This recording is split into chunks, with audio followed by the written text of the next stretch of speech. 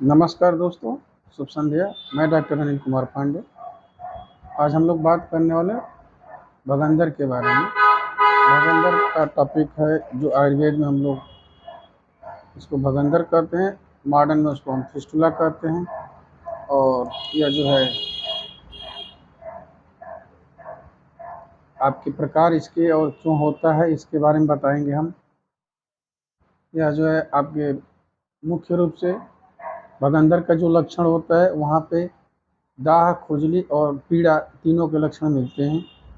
भगंदर जो है हमेशा आपको जो हमारे एब्सिस होते हैं, एब्सिस जब पक जाते हैं या पीटिका कहते हैं, पीटिका जो पाक हो जाता है, पाक हो जाने के बाद जब उसमें पस आने लगता है तो उसको भगंदर बन जाता है।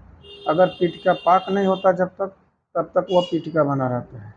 यानी कि जब तक हमारा फोड़ा या वहाँ पे घाव जो है पका है, वो रास्ता जो बना हुआ है एब्सिस, वो जो है क्लियर जो है पका नहीं हो, उसमें से पस डिस्चार्ज ना हो, उसमें से ब्लड डिस्चार्ज ना हो, उसमें से शौच डिस्चार्ज ना हो, उसमें से मल मूत्र डिस्चार्ज ना हो, तब तक वह जो है पीटिका है। जब ये सब डिस्चार्ज होने लगेगा पस पर, तो ये जो है आपका भगंदर में बन जाएगा।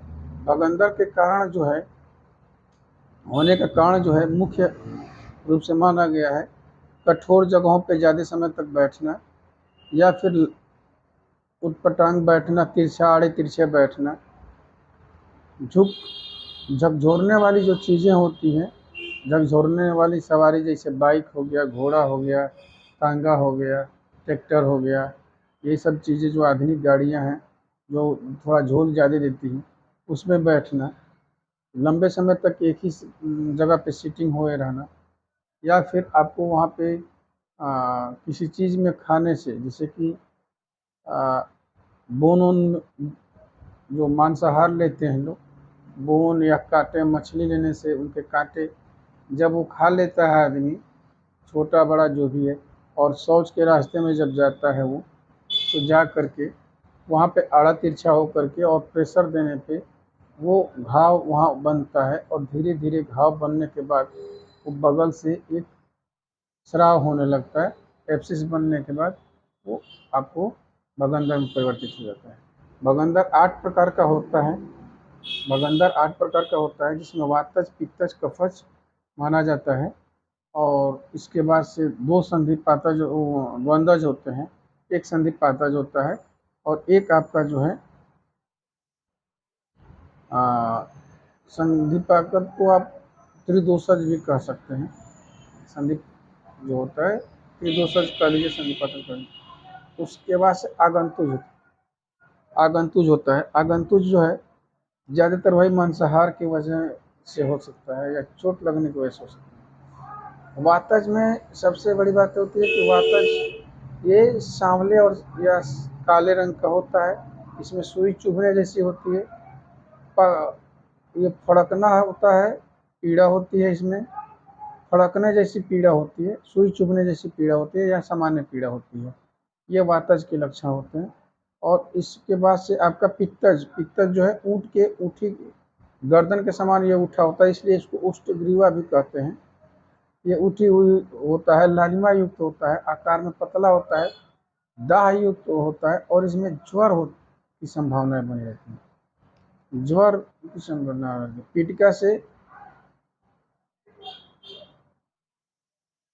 पूजा होता है। अब आते हैं कफज पे। कफज जो है, कफज ये स्थिर होता है, चिकनी होता है, दूर तक फैला होता है। कफज भगंदर जो है काफ़ी दूर तक फैला होता है, इसमें काफ़ी चिकनाहट होती है, इसकी जड़ काफ़ी गहराई तक होती है, और ये स्पर्श में बहुत चिकना होता है। हल्का पीलापन युक्त होता है, सफ़ेद या लाल खुज भी होता है। ये सफ़ेद या लाल में भी होता है, या हल्के पीलेपन दिखता है। खुजली इसमें बहुत ज़्यादा होती है। कफज भगंदर में खुजली बड़ी ज़्यादा होती है।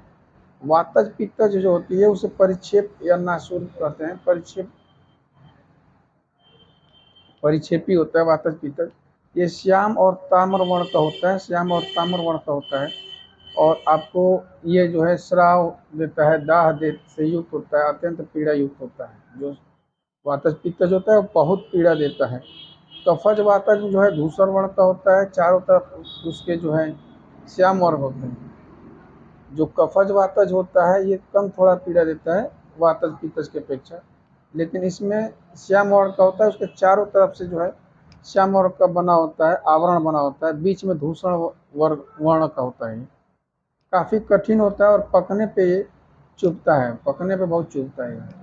अब आते हैं आपके त्रिदोषक को।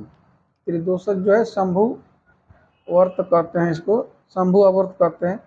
ये पैर के अंगूठे के आकार का होता है, शंभु अवर्त पैर के अंगूठे के आकार का होता है, और यह जो है चारों तरफ से कठिन होता है, पकने पे अत्यंत दिक्कत देता है।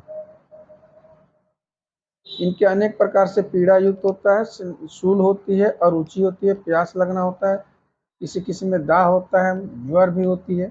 ये काफ़ी ज़्यादा त्रिदोषज असाध्य में माना जाता है। अब आती है छतज।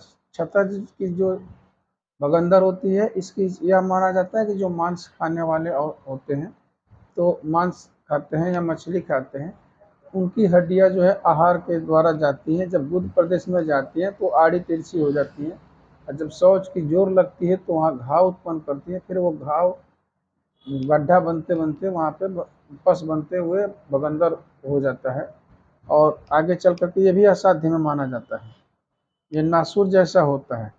तीसरी एक और असाध्य में मानी जाती है जो प्रवाहिणी होती है। गुदा मार्ग 3 भागों में बांटा हुआ है, गुदा ओष्ठ, तो उसमें जो तीसरी होती है प्रवाहिणी में, वहाँ पे अगर भगंदर बनता है वो भी असाध्य माना जाता है। अब इसकी चिकित्सा के बारे में बताया गया कि इसकी चिकित्सा कैसे करनी चाहिए।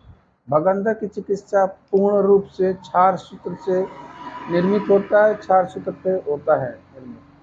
दूसरी चीज़ उसमें कोष्ठ शुद्धि किया जाता है, कोष्ठ शुद्धि करने से आपको बहुत से अच्छे इसके फायदे मिलेंगे। कॉन्स्टिपेशन इसमें हटना बहुत ज़रूरी है, कॉन्स्टिपेशन की वजह से भगंदर आपका कभी ठीक ही नहीं हो सकता अगर कॉन्स्टिपेशन पहले ठीक ना हो तो। कोष्ठ शुद्धि में इसमें वीरेचन कराना, वीरेशन औषधियों को लेकर के कराना बहुत ज़रूरी होता है, कोष्ठ शुद्धि होती है। उसके बाद से आपको इसमें जो है गर्म पानी में बैठने की ज़रूरत होती है। गर्म पानी में बैठिए, ज्योतिषमती तेल का प्रयोग करिए, मधुति का तेल का प्रयोग करिए, जत्यादि तेल का प्रयोग करिए, या गुगुल जो है गुगुल योग है, वो गुगुल योग में त्रिफला गुगुल योग अपना यूज कर सकते हैं, इसमें बहुत अच्छा रहेगा।